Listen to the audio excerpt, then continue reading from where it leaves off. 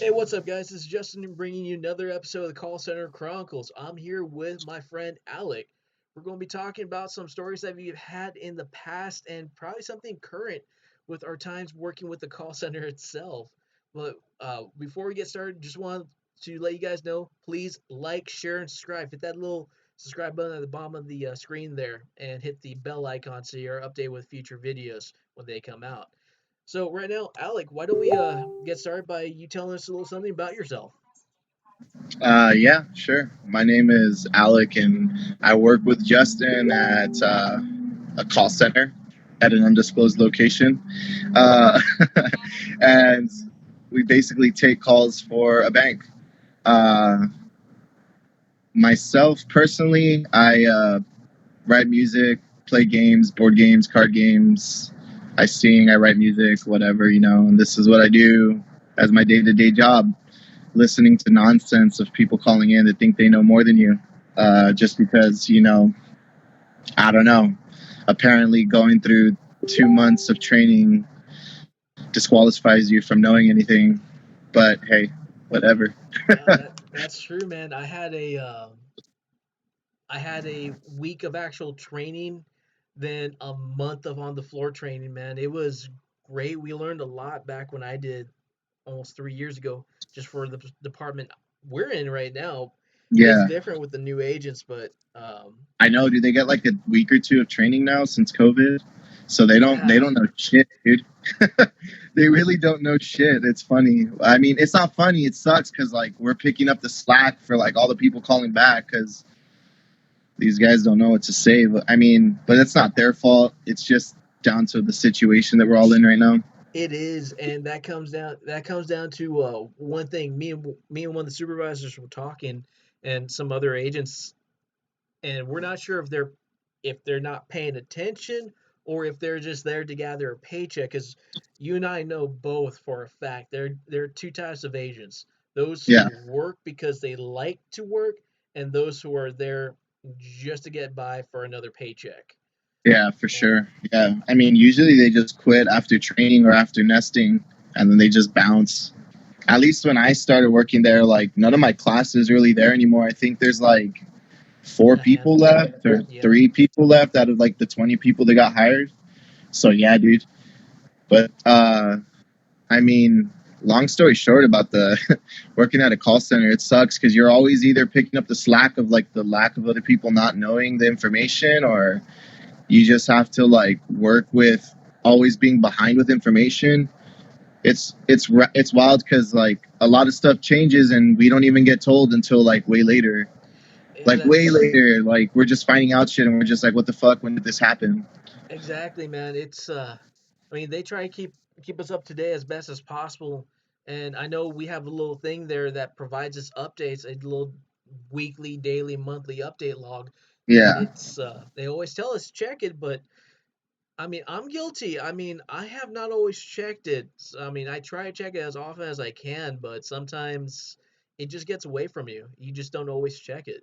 I mean, we No, yeah, I should. mean, there's no time to check it, dude. I mean, like when it's busy, so you're not going to be staring at your fucking screen and like looking at the the job aids manual, like what's updated and what's not updated, and then like they're calling about certain shit. So the thing that I've noticed a lot that's not on there is those fraud cases, like the closed fraud, and there's Oh, like yeah. nobody knows anything about what to do and where to direct the card holder than to refer them to the sponsor, and then like you get the same people calling back like two, three, 4 times a day, like about that one situation where you refer them to their company that they got their card with and their sponsor or whatever, and they're like, well, they told us to call you because they can't do anything about it, and I'm And just like, what okay. I've noticed about those ones is I don't think they really go and check with the sponsors. They don't go reach back out to them.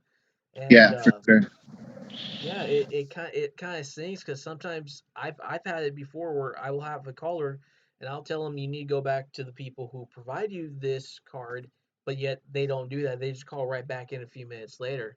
And Yeah, no, for just to sure. go back around and touch topic, because I've talked about this before on de-stressors. Now you said that you like to that you play music, that you're a musician. I know this Yeah, personally because I've been to some of your gigs, and yeah, Why don't you tell us some of the stuff that you like to de-stress with? You said that you like music. What's your favorite instrument? Guitar, and singing.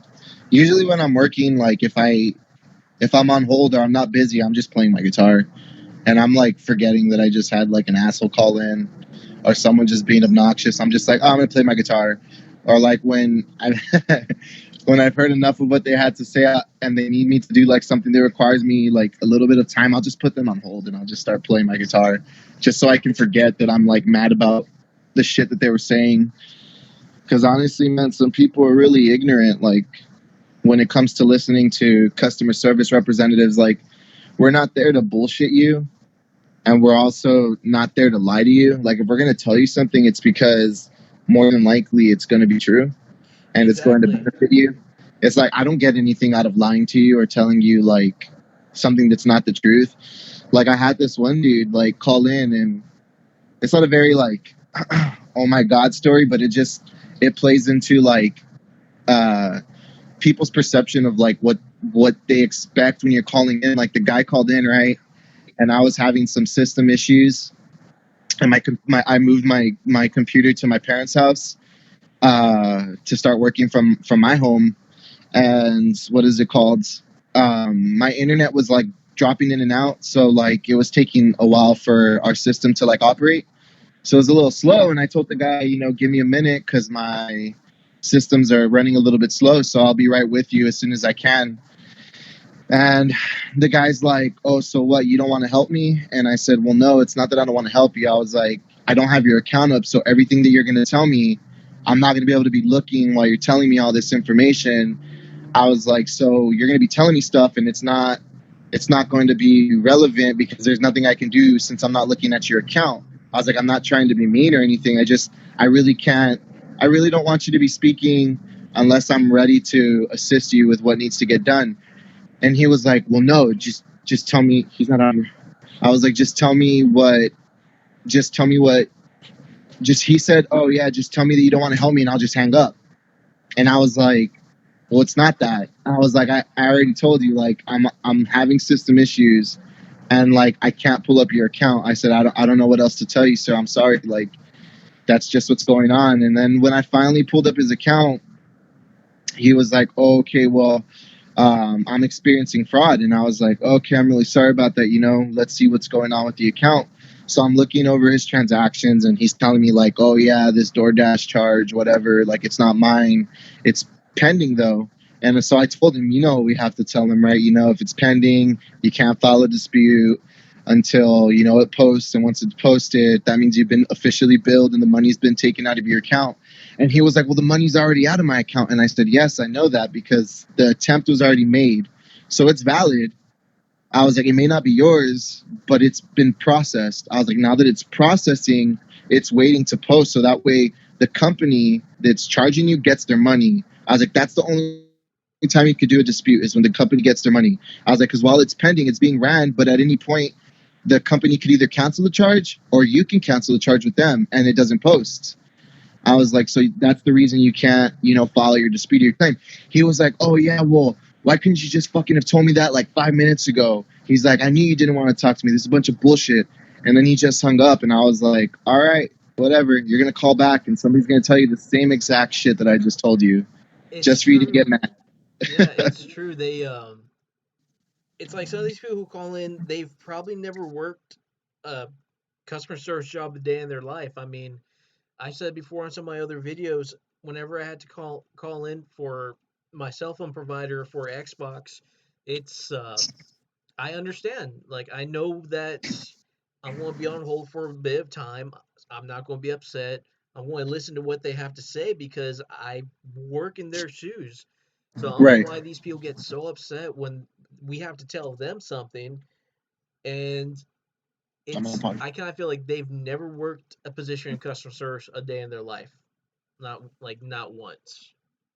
Yeah, no, for sure.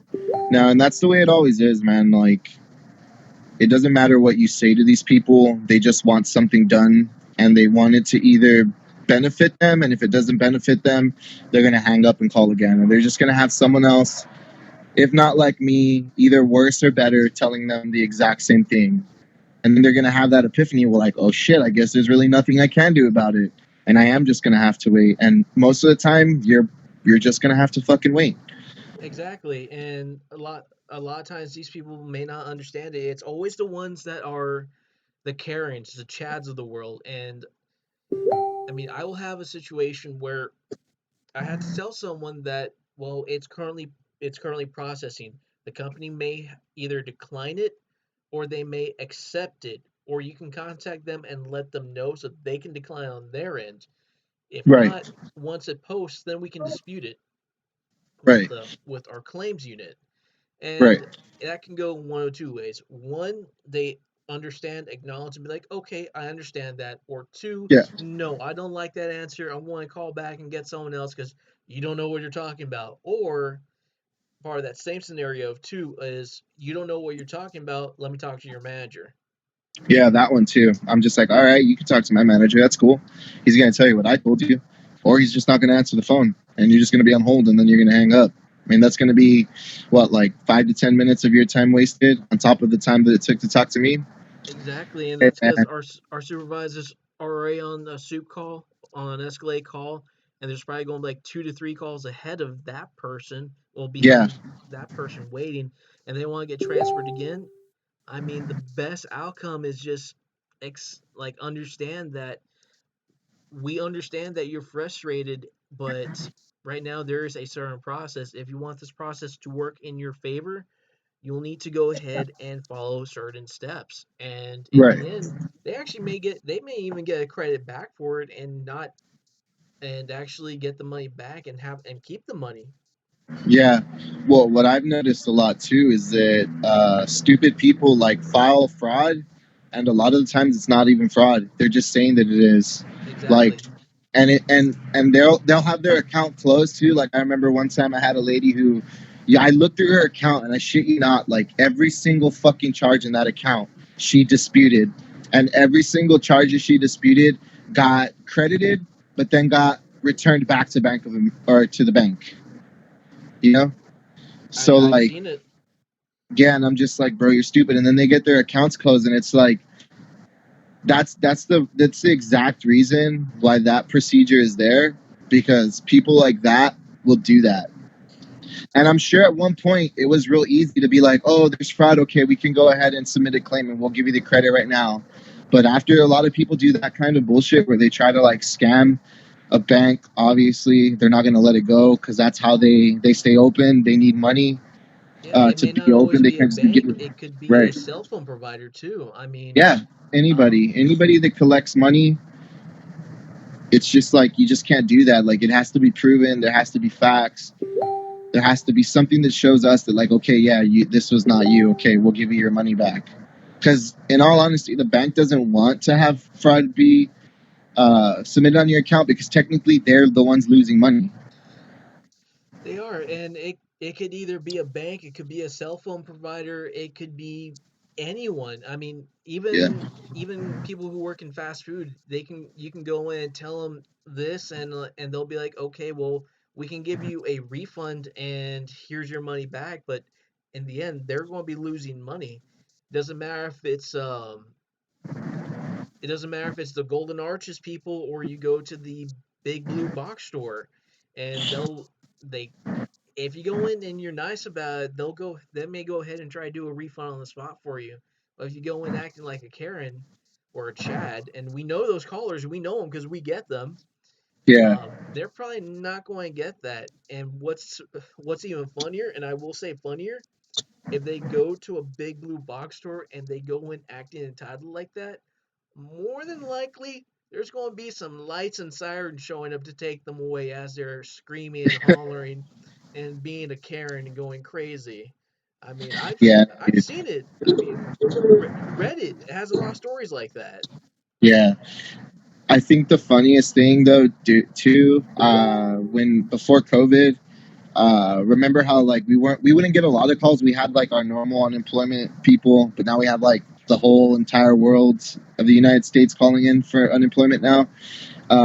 What is it called? When it was a little bit slower, I'm sure you were there, where we would get that one caller that would call like 30 times to 40 times Oh, a day, And they were Yeah. just like cussing, like, "I want my fucking money back, and no one ever listens to me, and this fucking bullshit." And then like everybody, you just hear like in Yes. the fucking office, "I got them again, I got them again," and everybody puts them on I speaker, and you just hear remember yelling that the whole guy. time. I remember him.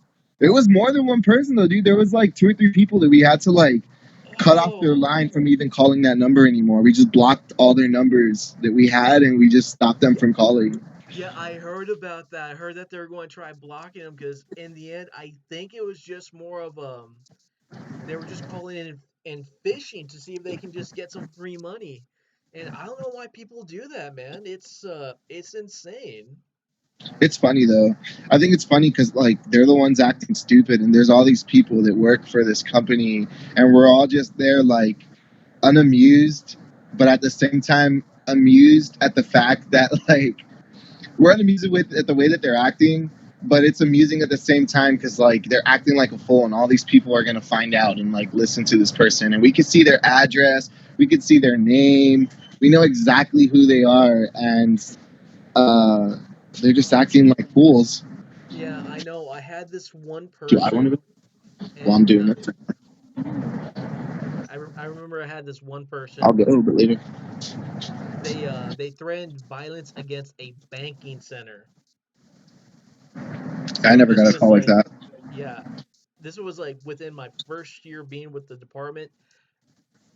I s- I basically stopped everything, notified my the nearest supervisor, and they're like, okay, I'm taking over this call right now, and they sent everything. And at the end, before I started my next call, it clicked and realized in about a day they're going to have the FBI smashing down their door. Yeah, And I realized how funny that was because in the heat of the moment, when we're having to deal with a Karen, a Chad, it's very frustrating. It's very annoying, but at the end of the day, when we look back on it, we can laugh about it, we can enjoy it, and we can just talk about it. yeah, And dude. that's what I love about my channel here because we can actually break that stigma of, oh, we work in call centers, we work in fast food, we work in retail. We can't talk about this stuff. We like it's taboo, it's just we can't do it. But Yeah, slowly this thing is breaking. We have Brett talking about tales from customer service. We have people talking about entitled Karen screaming at a Walmart customer because the Karen won't get a refund for a pair of underwear she bought like 3 months ago, five yeah, months ago. And call centers here is like it's we're breaking that stigma, and we can laugh about it, we can joke about it because we know what Karens are, we know what Chads are, and yeah, it's bad. What's funny is bad and funny is fast food workers, retail workers, customer service workers, and law enforcement. We all have to deal with these people, and yeah. what's not as bad with us, we don't have to deal with them face to face, but the Right. others do. Yeah, that's true. I'm so glad, dude, because like there's some people that I would just be like, if you could see my face right now, like I totally just don't care for anything you have to say, dude. There's some times where like people are yelling, and I'm just like, I get my headset, I take it off, and I just fucking leave it there, and I'm just like, dude, I'm gonna let you just go off. I'll just sit there and I'll just be looking at stuff around my room, and I'll be spinning in my chair, totally not listening. And then when I hear like, hello, hello, I'm like, oh yeah, yeah, yeah, yeah. I'm sorry, sir. I was like, I understand how you feel. It's very frustrating. Like, And but I and love it because if it was in person, I wouldn't be able to do it, dude. If it was in person, I'd be like, dude, I'm gonna fucking twisted T hit you, dude. It's gonna fucking bah, you're going to get that twisted tea and smack them. smack Bah! him in the face, dude. Open up a can of whoop ass on them. I mean, it's at least we don't have to at least we don't have to deal with them directly. We only had to deal with them over the phone. It's if we're lucky, it's only 4 minutes. And if we're Yeah, unlucky, which a dude. lot of times it is, it's 20 No, minutes because man. they're ranting for what? I because don't they know. lost their card 3 years ago, and they're now calling in informing us, and there's 3 years of fraud on the 3 years of fraud. Yeah, that's the dumbest thing I've ever heard. I remember that I got a call like that, and I was like, "Dude, you haven't had this card for like a year, and you're barely." She was like, "Oh well, I thought that I thought I wasn't getting anything. I thought they denied me." And I'm like, "Ma'am, but when you filed for unemployment, like you literally have a separate thing where they'll message you and send you emails that you were approved." I was like, "How did you not ever check back with them if you were concerned about your well-being? Like, wouldn't you have gone on there to check like if you were going to receive benefits or not? And if you did, why haven't you received anything?"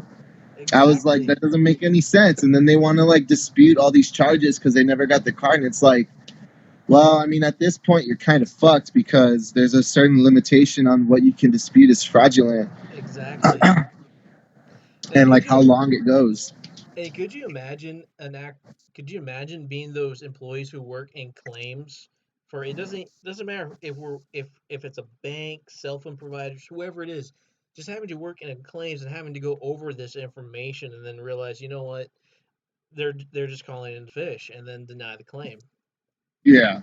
No, I mean, I mean, that's what they're there for. So, like, I mean, what is the cardholder going to do? They can't do anything. Yeah, They can either accept it or they can call back and dispute the fact that they're not going to give them their money back. exactly.